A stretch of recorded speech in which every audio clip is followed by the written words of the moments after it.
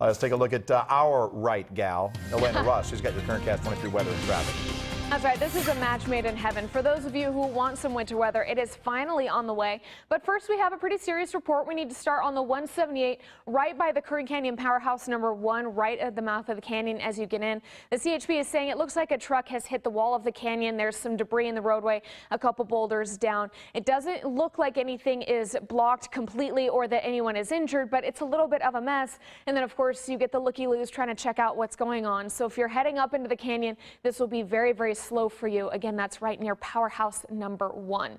So let's take a look at that winter weather headed our way. For those of you who love the sunshine, you get one last day for it because we have this ridge of high pressure keeping us very stable. The Central Valley is completely clear and sunny, everything feeling very mild out there.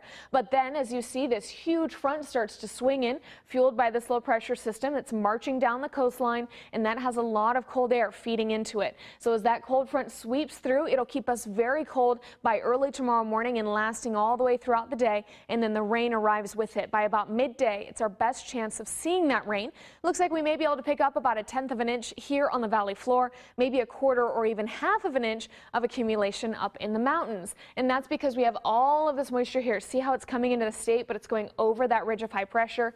Once that high gets knocked out of the way, we'll get the moisture coming into our area. So there's a look at the rain right now associated with that front. Again, not getting all the way down to our area for about another 24 to 36 hours. So you have the sunshine today, but then you'll start to see those high clouds coming on through later on tonight. So right now, 43 degrees. There's some of those clouds just kind of moving through. 28 in Tehachapi, 29 out into our deserts. Very, very chilly out there. And we're talking about not just more patchy fog this morning, but also now some patchy frost. Our air quality at least one more day in the moderate range because not enough wind or mixing yet to knock that smog out of the way.